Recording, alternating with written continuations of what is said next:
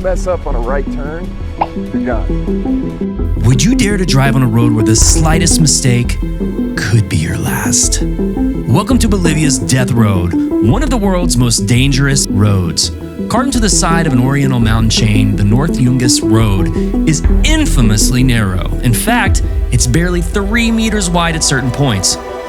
There are no guardrails to stop a vehicle from plummeting 600 meters into the abyss below. And each year, an estimated 200 to 300 travelers lose their lives here, and they're drawn by the road's lethal charm. Despite this, or perhaps because of it, Death Road has become a bucket list destination for sports enthusiasts everywhere.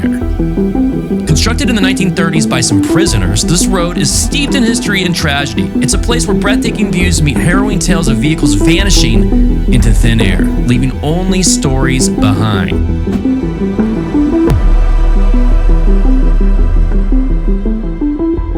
And if you thought this road was intense, wait until you see what's coming next. We've uncovered 4 more roads that are even more treacherous and deadly than this one.